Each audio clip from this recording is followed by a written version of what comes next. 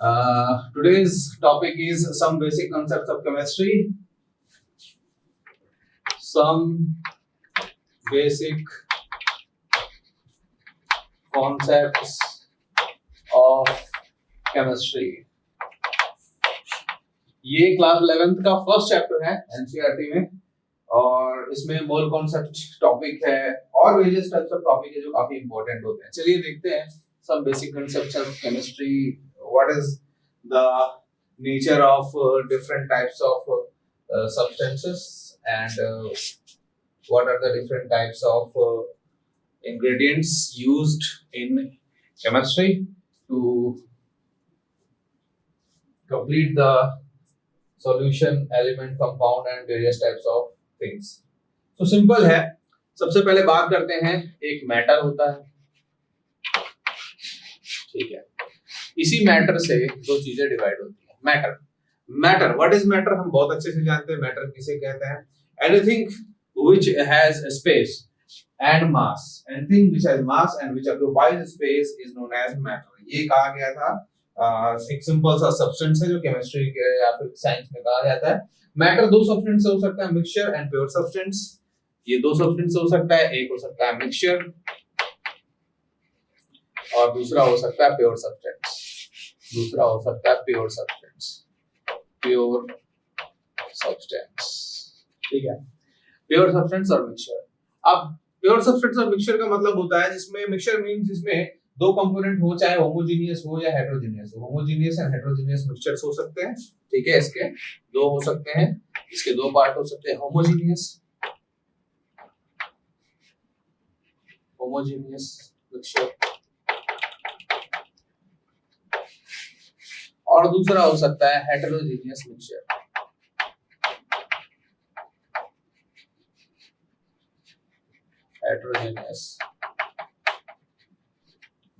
दो हो सकते हैं mixture, homogeneous and heterogeneous mixture. And pure substance में एलिमेंट्स और कंपाउंड्स आता है. इसमें आता है एलिमेंट्स एंड कंपाउंड्स. इसमें आता है आपका एलिमेंट्स एंड आता है कंपाउंड्स.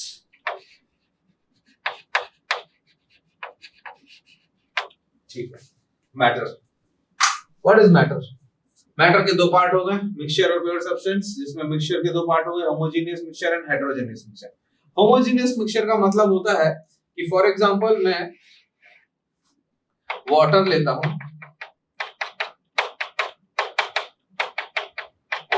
हूं और सपोज करो इसमें इंक डाल दिया मैंने. इंक डाल दिया इसमें. जैसे इंक डालूंगा, इंक ब्लू के पूरा ब्लू कलर का हो जाएगा, ठीक है. फिर आप ये नहीं बता सकते कि इंक कहाँ है और उसमें वाटर कहाँ पर है, तो वो एक होमोजेनियस मिक्सचर हो गया. हेटेरोजेनियस मिक्सचर मतलब समझो कि मैं सपोज करो वाटर लेता हूं और वाटर में मैंने सैंड डाल दिया या फिर मैं इसमें ऐसा सब्सटेंस डाला तो जाके ठीक से थोड़ा घुला, थोड़ा नहीं घुला, कुछ पड़े रह गए. तो साफ देख सकता हूं कि एक पार्टिकल और दूसरे पार्टिकल को मैं डिफरेंशिएट कर सकता हूं अलग अलग उसमें. दैट इज हेटेरोजेनियस मिक्सचर, ठीक है. Okay. Now element we know that various types of elements हमारे पास होते हैं जो कि सबसे प्योर सब्सटेंस होते हैं, जो कि एटम से बने होते हैं. Carbon, nitrogen, oxygen and iron, sulphur, various types of elements हमारे पास होते हैं. कंपाउंड्स एलिमेंट से कंबाइन होने के बाद बनते हैं. What are compounds formed after the combining of elements and atom, ठीक है. एलिमेंट्स प्योर सब्सटेंस होते हैं जो कि एटम के पार्ट होते हैं. तो ये तो हो गया मैटर के बारे में एक बहुत इंपॉर्टेंट डिस्कशन. अब इसके बाद चलते हैं इसके जो इंपॉर्टेंट टॉपिक है उससे रिलेटेड. सबसे पहला टॉपिक आता है properties of matter and their measurement, ठीक है. इसमें सबसे पहले जो हम बात करेंगे basic physical quantities and their units के बारे में. इसमें सबसे पहले टॉपिक जिसमें हम बात करेंगे वो है बेसिक फिजिकल क्वांटिटी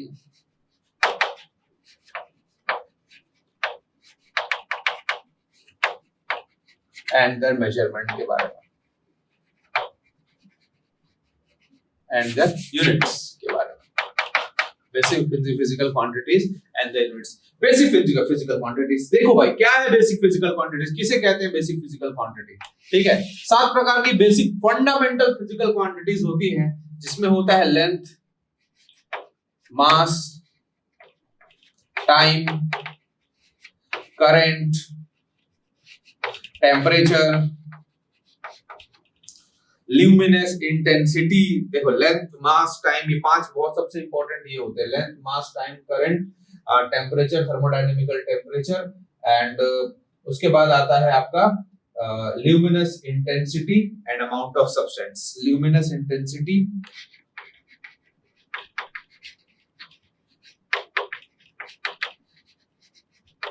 ल्यूमिनेस इंटेंसिटी, यहां पर लिख देता हूं amount of substance. Amount of substance कहां लिख दूं, यहां लिख देता हूं, जगह यहां पर है, amount of substance, amount of substance. तो लेंथ की बात करें तो लेंथ के लिए जो यूनिट है, लेंथ के लिए जो यूनिट है, जो बेसिक फंडामेंटल फिजिकल क्वांटिटी में जो यूनिट बनती है वो है मीटर। लेंथ के लिए जो स्टैंडर्ड यूनिट यूज होती है वो है मीटर, ठीक है। अमाउंट ऑफ सब्सटेंस के लिए जो यूज होता है वो है मोल। जब मास के लिए जो यूज होता है वो है आपका किलोग्राम, वो है आपका किलोग्राम। मास के लिए यूज होता है वो है आपका किलोग्राम, ठीक है। और जो टाइम के लिए यूज होता है वो है सेकंड्स, वो है सेकंड्स। ये स्टैंडर्ड यूनिट्स हैं इनकी। करंट के लिए जो यूज होता है वो है आपका एम्पियर। टेम्परेचर के लिए जो यूज होता है वो है आपका kelvin. And ल्यूमिनेस intensity, luminous intensity एक बहुत ही इंपॉर्टेंट पॉइंट है जिसके लिए यूज होता है ऐसा यूनिट कैंडेला, कैंडेला यूज होता है इसके लिए, कैंडेला, ठीक है। तो ये 7 basic fundamental quantity. Basic fundamental quantity वो होती है जिसको डिराइव नहीं किया जा सकता, डिराइव क्वांटिटीज अलग रहती हैं। डिराइव क्वांटिटीज कहने का मतलब, फॉर एग्जांपल मैं कहता हूं वॉल्यूम, जो वॉल्यूम है वो किससे डिफाइन होता है, वॉल्यूम जो होता है वो आपका लेंथ का क्यूब कर दो तो वॉल्यूम आ जाएगा। यानी लेंथ, ये वाली लेंथ को 3 बार मल्टीप्लाई कर दो, L into L into L, तो आपका क्या बन जाएगा, यहाँ से मीटर क्यूब बन जाएगा। तो देखो मीटर का यूज करके आपने वॉल्यूम बनाया, तो इसका मतलब ये है कि वॉल्यूम एक डिराइव्ड क्वांटिटी है, ठीक है। वॉल्यूम एक बेसिक फंडामेंटल क्वांटिटी नहीं है, उसमें बेसिक फंडामेंटल क्वांटिटी लेंथ का यूज हुआ, ठीक है।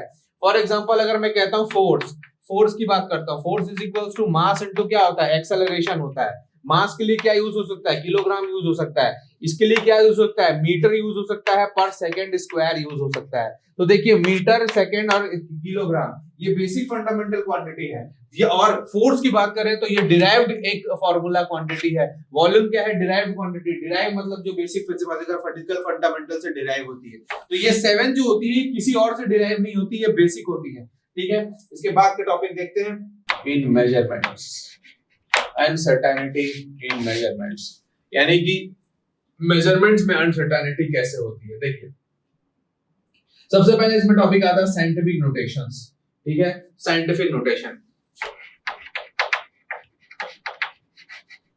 साइंटिफिक नोटेशन, ये साइंटिफिक नोटेशन क्या है, ठीक है। What is the meaning of scientific notation, किसे कहते हैं साइंटिफिक नोटेशन। देखिए हम एक सिंपल सा फॉर्मूला यूज करेंगे साइंटिफिकेशन, इस साइंटिफिक नोटेशन को बताने के लिए। उसके लिए एक सिंपल सा एक्सपोनेंट जो है वो एक्सपोनेंशियल नोटेशन यूज किया जाता है, जो कि आपका कुछ इस प्रकार से होता है, कैपिटल N इंटू 10 की पावर स्मॉल n। ये साइंटिफिक नोटेशन माना जाता है, कैपिटल N इंटू 10 की पावर स्मॉल n, इसे साइंटिफिक नोटेशन कहते हैं। जो कि कैपिटल N जो होता है is a number called digit term. जो कैपिटल N है वो एक नंबर है, उसको कॉल्ड डिजिट टर्म बोलते हैं। इट्स कॉल्ड डिजिट टर्म कहते हैं, ठीक है।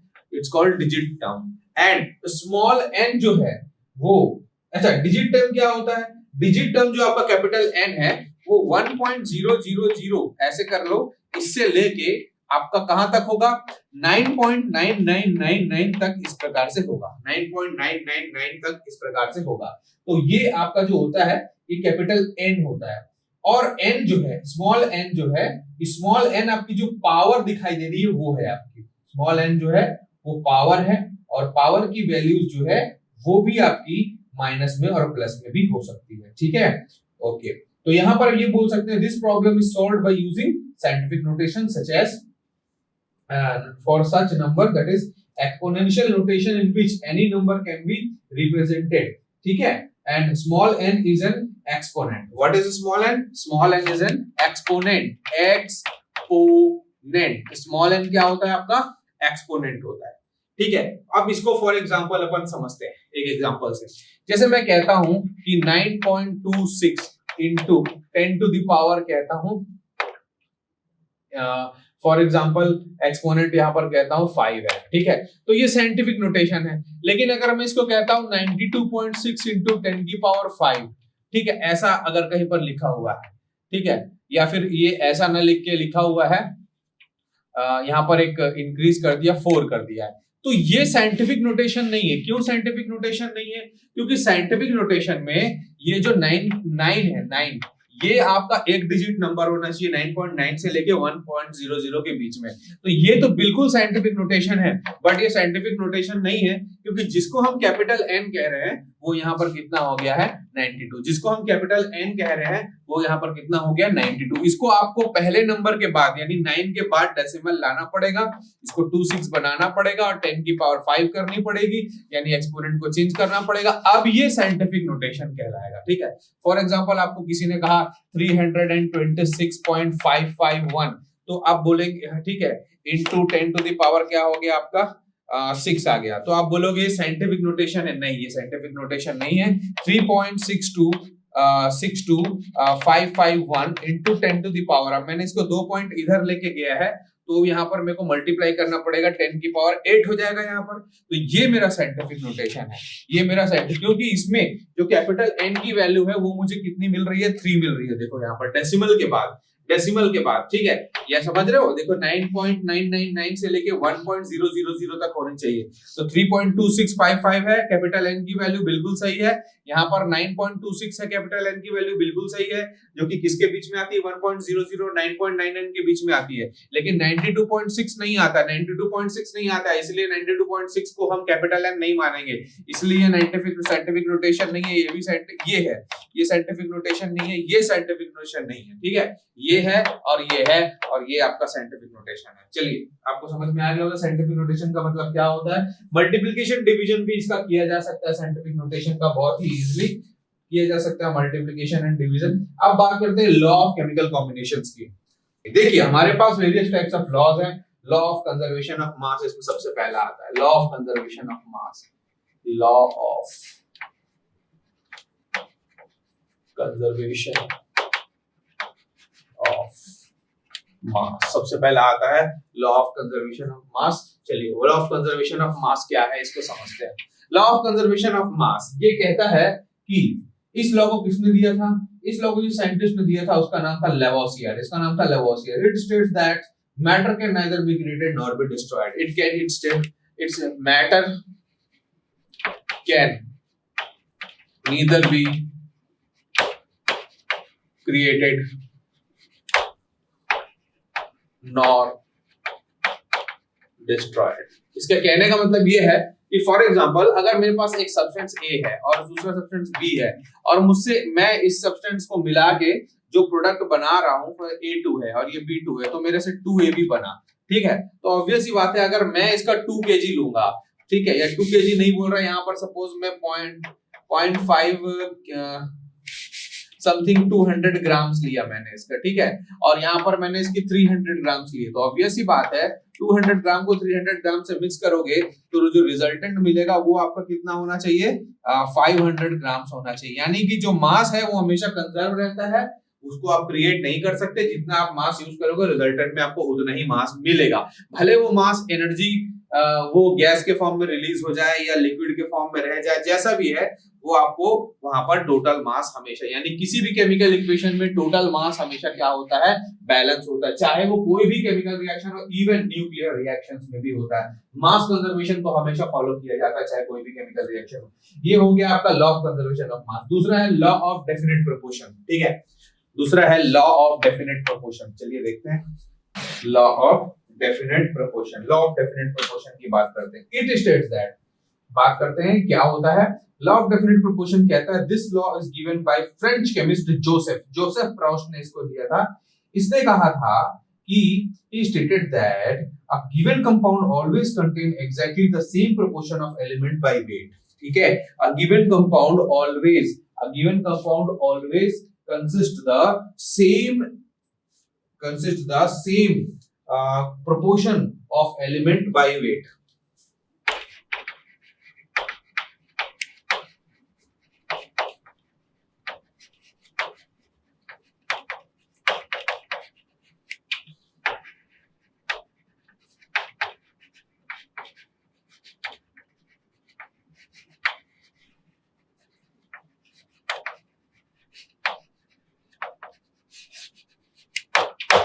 ठीक है। A given compound consists the same proportion of element by weight, ये इसने कहा था। इसका कहने का मतलब था कि एक कंपाउंड जो होता है उसमें जो प्रोपोर्शन होते हैं एलिमेंट्स के वो हमेशा क्या होते हैं, सेम प्रोपोर्शन में एलिमेंट्स होते हैं, उनका फिक्स होता है। फॉर एग्जांपल मैं आपको एक एग्जांपल लेके बताता हूं कि यहाँ पर ये बोलना क्या चाहता है। ठीक है, मान लीजिए कि मैं कहता हूं कि मेरे पास एक सब्सटेंस है, ठीक है, जैसे one which has a natural organic, ठीक है, मेरे पास एक सब्सटेंस है जो कि नेचुरली होता है और एक सब्सटेंस है जो कि मैंने सिंथेटिकली बनाया है। आई रिपीट, मेरे पास एक सब्सटेंस है जो कि मैंने नेचुरली बनाया है और दूसरा कैसे बनाया है, सिंथेटिकली बनाया है। सिंथेटिकली का मतलब होता है one which has a natural origin and the other which is synthetic. He found that the composition of element present it was same for both the sample as हम यहाँ पर मान लेते हैं कि मान लीजिए कि मैं कहता हूं कि मैं क्यूप्रिक कार्बोनेट बनाना चाहता हूं। क्या बनाना चाहता हूं, सैंपल ऑफ क्यूप्रिक कार्बोनेट। ठीक है, if I want to found the cupric carbonate,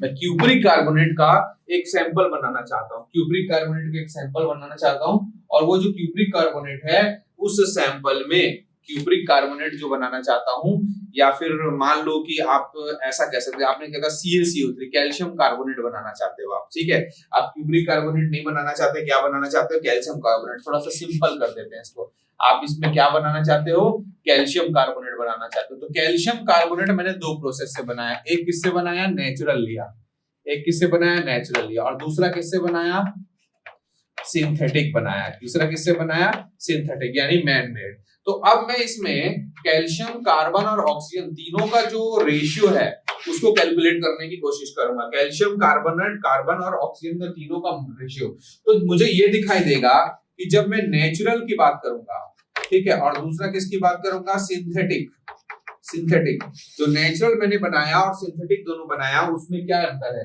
मान लीजिए कि जब मैं पता करूंगा तो मुझे इसमें कुछ 51.34 के आसपास परसेंट मिलता है कैल्शियम का, कार्बन का परसेंटेज कुछ समझ लो 9.7 मिलता है और इसका 38.9 मिलता है। तो जब मैं सिंथेटिक से मेजर करूंगा तब भी मुझे क्या मिलेगा,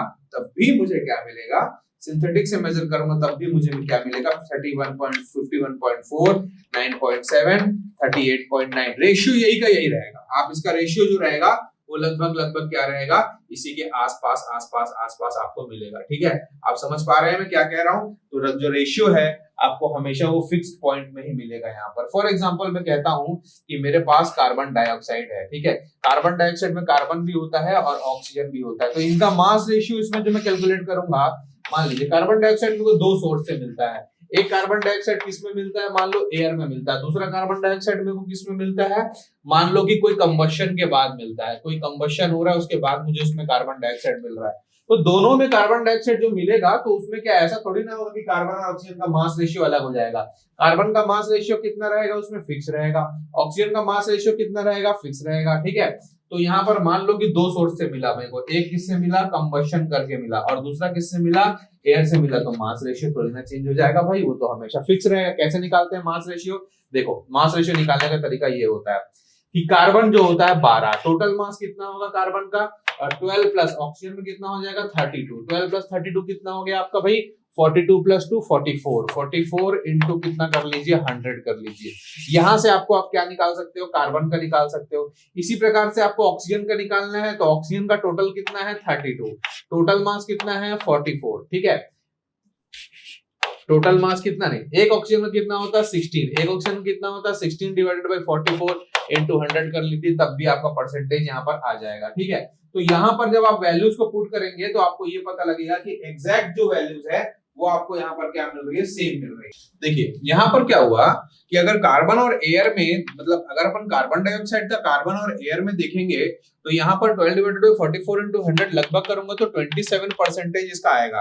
यानी कि कार्बन डाइऑक्साइड में चाहे कंबशन से प्राप्त करूं या कार्बन डाइऑक्साइड चाहे एयर से प्राप्त करूं, तो कार्बन डाइऑक्साइड यहाँ पर मेरे को 27% मिलेगा कार्बन, और 27% मिलेगा कार्बन, दोनों सोर्स में 27% मिलेगा। ऑक्सीजन की बात करूं तो यहाँ पर ऑक्सीजन टोटल कितना है, O2 में 32, ठीक है। तो यहाँ पर मैं 32 डिवाइडेड बाय 44 into 100 करूंगा तो अप्रोक्सीमेटली ये आपको कितना मिलेगा, ये आपको मिलेगा यहाँ पर लगभग 73% के आसपास मिलेगा। तो इसमें कितना मिलेगा, 73% के आसपास। तो आप देख सकते हैं कि भाई डिफरेंट कंपाउंड जो होता है, मैं किसी भी सोर्स से उनको प्राप्त करूं तो उनका जो डिफरेंट एलिमेंट्स का जो मास रेशियो है फिक्स है। यानी कि लॉ ऑफ डेफिनेट प्रोपोर्शन बिल्कुल सही है। लॉ ऑफ डेफिनेट प्रोपोर्शन का कहना है कि बिल्कुल ही stated that the given compound always contains exactly the same proportion of element by weight. बिल्कुल सही, सब जगह की। पानी की बात कर लो, वाटर में चाहे रिवर से लूं, वाटर चाहे मैं दूसरे वेल से लूं, या वाटर किसी पॉन्ड लेक से लूं, तो किसी भी सोर्स से वाटर लूंगा, वाटर तो H2O रहेगा। उसमें हाइड्रोजन और ऑक्सीजन का जो मास रेशियो तो कभी चेंज होने वाला नहीं है, चाहे मैं किसी भी प्रोसेस से बनाऊं उसको, है ना। तो आप यही समझिए कि ये एक बहुत इंपॉर्टेंट लॉ है और जो कि फिक्स है, चेंज नहीं होता एलिमेंट का मास डिफरेंट कंपाउंड्स में, ठीक है। डिफरेंट सोर्स से प्राप्त करना, कंपाउंड तो वही रहेगा लेकिन डिफरेंट सोर्स से प्राप्त करना। चलिए अब इसके बाद बात होती है किसकी, लॉ ऑफ मल्टीपल प्रोपोर्शन की। Law of multiple proportion, third law of chemical combination है, लॉ ऑफ मल्टीपल प्रोपोर्शन। ये लॉ ऑफ मल्टीपल प्रोपोर्शन किसे कहते हैं, चलिए देखते हैं लॉ ऑफ मल्टीपल प्रोपोर्शन क्या है। देखिए ये लॉ डेल्टन ने दिया था, बहुत ही प्रसिद्ध वैज्ञानिक है डेल्टन ने दिया था। और डेल्टन ने ये कहा था कि if two element can combine to form more than one compound, if two element combine to form more than one compound, ठीक है। क्या कहा था, if two element combine to form more than one compound, the mass of one element that combines with the fixed mass of the other element, the mass of one element which combines with fixed mass of other element. Yes, if two elements combine to form more than one compound, the mass of one element that combines with a fixed mass of other element are in the ratio of the small whole numbers, are in the ratio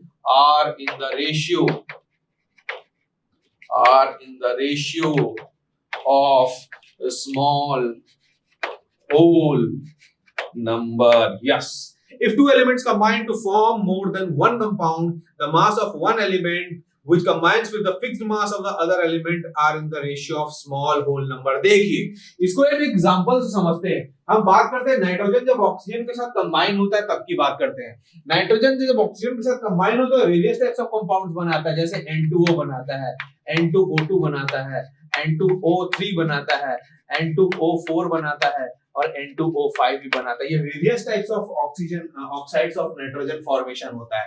तो आपको यहाँ पर ये दिखने को मिलेगा कि ऐसे सब कंडीशन में नाइट्रोजन का जो मास है वो फिक्स है, लेकिन ऑक्सीजन का मास जो है वो सिंपल होल नंबर रेशियो में चेंज हो रहा है। तो ये तो लॉ बिल्कुल सही बैठ रहा है कि जब दो एलिमेंट आपस में मिलकर वेरियस टाइप्स ऑफ कंपाउंड्स बनाते हैं, जैसे नाइट्रोजन और ऑक्सीजन मिलकर वेरियस टाइप्स ऑफ ऑक्साइड्स बना रहे हैं, तो क्या लिखा हुआ देखिए, if two elements combine to form more than one compound, if two element nitrogen oxygen combine to form more than one compound, the mass of one of the element which combines with the fixed mass of the other, the mass of the one of the element, मान लीजिए one of the element ये oxygen है, जिस combine through the fixed mass of the other. किसका mass fix है? Nitrogen का mass fix है, N2 कितना हुआ? नाइट्रोजन का मास 14 ग्राम होता है, तो नाइट्रोजन कितना? 28 ग्राम। हर जगह 28 ग्राम नाइट्रोजन का यूज हुआ है। लेकिन जब ऑक्सीजन की बात करेंगे तो ऑक्सीजन का मास रेशियो चेंज हो रहा है। कैसे चेंज हो रहा है? पहले O है, फिर O2 है, फिर O3 है, फिर O4 है, फिर O5 है। तो यहाँ जो चेंज हो रहा है उसकी बात कर रहे हैं। ये है 16, ये है 32, ये कितना है? 3 इंटू, मान लीजिए हम लेते हैं 16, 32 और यहाँ पर 3 इंटू ऑक्सीजन का ले लेते हैं 48, ठीक है। फिर उसके बाद कितना हो जाएगा आपका 60, ऑक्सीजन की बात करें 64, और फिर कितना हो जाएगा यहाँ पर 80। तो इसका मास रेशियो कितना आएगा? 1:2:3:4 कितना आ जाएगा? 5। 1:2:3:4 क्या आ जाएगा? 5। सिंपल होल नंबर रेशियो आ रहा है, सिंपल होल नंबर रेशियो आ रहा है यहाँ पर, ठीक है। अब मान लो मैं कोई दूसरा एग्जांपल लेता हूं, मैं कहता हूं carbon monoxide and carbon dioxide. देखो यहाँ पर कार्बन का मास फिक्स है, इन दोनों का मास जो है वो सिंपल होल नंबर रेशियो में आ जाएगा। फिर से लॉ को वो काम कर रहा है। जैसे मैं बात करता हूं H2O2 हाइड्रोजन पेरोक्साइड और H2O, देखिए हाइड्रोजन और ऑक्सीजन मिलकर दो कंपाउंड बन रहा है, हाइड्रोजन पेरोक्साइड और वाटर बन रहा है। तो यहाँ पर हाइड्रोजन का मास H2 फिक्स है, लेकिन इन दोनों का मास का जो सिंपल होल नंबर रेशियो में आएगा। तो ये लॉ बिल्कुल सही बैठता है, third law of multiple proportion किसी भी टाइप ऑफ क्वेश्चंस में, ठीक है। तो ये हो गया मल्टीपल प्रोपोर्शन का लॉ। इसके बाद आता है Gibbs law of gases volume.